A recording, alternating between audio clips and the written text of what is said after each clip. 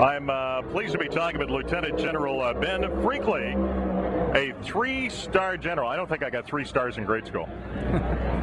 Well, I'm fortunate. I'm honored to serve. Glad to be here today with you, Larry.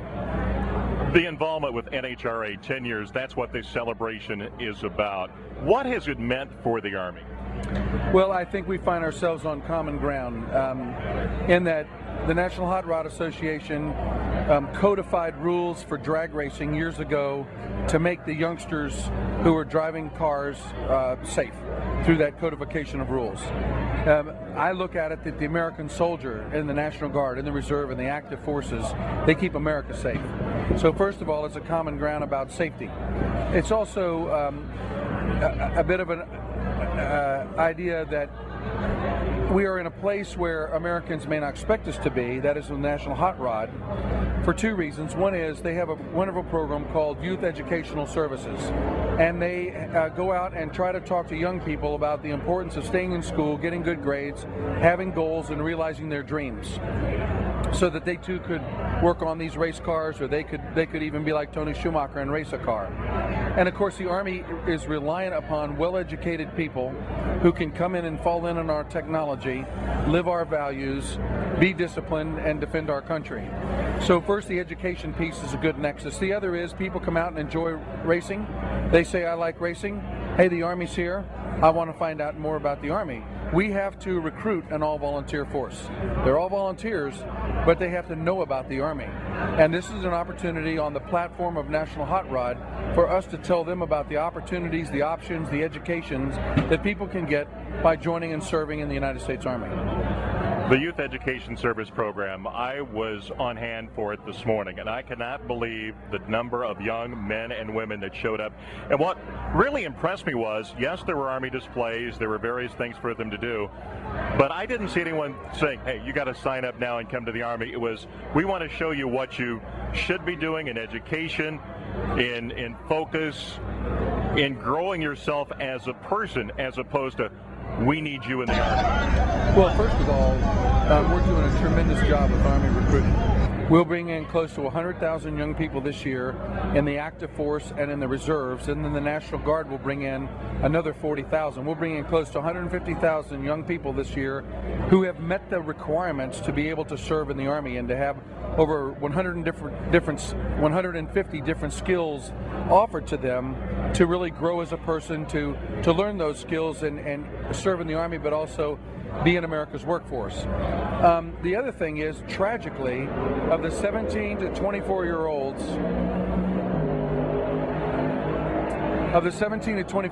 in America today, only 28% qualify to serve in the military. 7 out of 10 cannot join the military. That's the Army, the Navy, the Army, the Navy, the Air Force, the Marines, the Coast Guard, active Guard or Reserve. Only 3 out of 10 can join that, because the other 7 are disqualified either because of education, you have to be a high school graduate, conduct, or health. And so we find a lesser and lesser amount of our population even eligible to compete to be a soldier. So the YES program is about staying on track. It is about getting their education, reaching their goals, because first of all, the Army wants is a strong citizenry. We want a strong country, people who can have post-secondary success, who can go on to business, go into education, go into any field that they want to go into, because they haven't knocked themselves off track because of conduct, education, or their health. So YES is about building a strong nation. If we build the strength of the nation that way through that outreach program, we'll know that some of those young people will want to serve, and they'll come talk to us about serving in the Army. I think that's a startling stat. You just told me that only 3 out of 10 that want to enlist in the Army are actually having the qualification to do so, because I think we all think anybody can get in the U.S. Army. Well, I think the stereotype is a dumb person with a gun and a choice of last resort. And the truth is, this year, almost 100%, 99.8 of those coming into the Army are high school diploma graduates. The others are GEDs that we want because of a special language or a special skill. Very, very competitive to come in the Army today. We're given no drug waivers, no alcohol waivers, very few conduct waivers, sort of minor things. If a young person got in a few scraps coming along, but nothing very significant at all, they might get a waiver. Very competitive to come in the Army. Then when they come in the Army, we're spending upwards of $65,000 to train them. I mean, imagine a young person comes in the Army and they want to speak Arabic. We spend 65 weeks training them to speak Arabic. We train and certify them to be medics. We train and certify them to be welders. They are very competitive. You're screened in to join the Army. It's not just come on in. And then those 150 different skills, from being a veterinarian's assistant, a dental technician, all the way up to being an infantryman or help as an aviator, helping our aviators fly these complex aircraft by working on turbine engines. It is a complex, highly technical, highly competitive field to join, and those that do have tremendous, not only training and leadership development, but the benefits. I've been in the Army 35 years, working on my 36th year in the Army.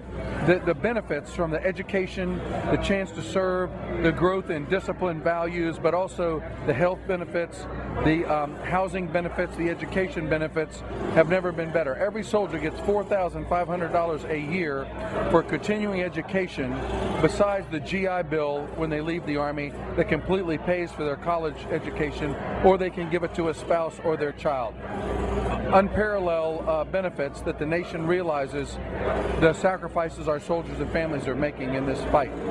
Also, this 5th anniversary today, part of the program with Don Schumacher Racing and Tony Schumacher, who has been unbelievable on the racetrack. But going back to that guest program this morning, I listened to him talk to these young people, and they were riveted on him about talking about his high school days.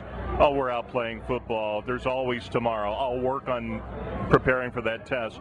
And he is a great salesman from that fact, not for the Army per se, but for education and knowing what your goals are and setting them high and going after it. And that's kind of important in all of this deal that you have, this partnership with NHRA and Don Schumacher Racing. Well, the Army stands on 7 core values: loyalty, duty, respect, selfless service, honor, integrity, and personal courage. We stand on discipline. Those combination of values and discipline give you a leader of character. We expect every soldier to be a leader of character. Tony Schumacher is a leader of character. And you know, when he was growing up in the heady days of the 70s, we were a different nation, we were a different economy. Today it's a flat world, it's a very competitive world. China, India are very competitive, intellectually competitive. And our youth can't wait for some time down the stream. The businesses in America today are hiring the best. Our youth can't put their ideas on, well, I'll be mediocre until I determine what I'm going to be. They've got to start off now with a quest for excellence to be competitive in tomorrow's America workforce, wherever that workforce leads them, whether it's athleticism or serving in the military or serving in business. But the competition now starts right now, and they've got to focus on that. And that's why Tony's so good, because he tries to focus the youth on not being average, not being mediocre, but trying to achieve their potential while they're in high school and building on that potential. General Freakley, what does this program mean for the soldier out there that's in the field? You talk to a lot of them in Afghanistan, Iraq, or wherever they are in the world. What does this program, being involved in the NHRA, and also with Ryan Newman in NASCAR, we want to leave him out because he's very proud to have U.S. Army on board his car. What does this mean to the U.S. Army soldier? Well, our soldiers are about excellence. Our soldiers are about working hard. Our soldiers are about teamwork. Our soldiers are about confidence, and our soldiers are about winning. They have to win. They have no choice. If they don't win, democracy is not preserved. Our soldiers get that. But they also want to be associated with winners, or have winners associated with them. You know, we allow Ryan Newman and Tony Schumacher to be branded with our colors. Our soldiers earn their brand. They earn the right to wear U.S. Army. They earn that beret. We allow Tony and Ryan to represent us, but when they're winning, our soldiers like that winning. They want to be associated with champions and a championship team. And they also, you know, a lot of our soldiers, they are tough people, and they're competitive. And they push things. They push the limits, and they jump out of airplanes. They close with the enemy. They drive tanks at 45 miles an hour with a 70-ton tank. And to see Tony get on a racetrack and go 100 miles an hour in 0.8 seconds and trying to close to that breaking that 300-mile record in 1,000 feet. They like that. They like the power. They like the risk. They like the athleticism. They like the competition. And they like the victory. Our soldiers like to be associated with things that win. They want to be in winning units. They're winners themselves. They want us to be associated with winners as well. I must say also the fans' reaction. I'm around NASCAR a lot more than I am in NHRA. But the fans' reaction not only to the cars, but to the soldiers that show up at these sporting events is just amazing. Recently, a few months ago, I was coming back from Daytona, doing the race down there, and we had some young soldiers on the plane, and people were going up and thanking them. We had one that we got delayed and had a connection coming home from Iraq, and they said, would you please let him get off? There was not one person on that plane that got up when we landed, so that soldier was off. And I think this all ties in with it, with your involvement. We kind of get a sense of being proud. Well, I mean, you know, America needs to be a proud nation. I mean, I've traveled around the world in my 35 years in the Army. I've served in Afghanistan. I've served in Iraq. Been to a lot of different countries. There's not a country like ours, not at all. The equality, the freedom, the opportunities that people have in America, we should celebrate our country. We should be proud of our country. We should be proud of what our forefathers did. But I think when you go to NASCAR and you go to NHRA, it's all about patriotism.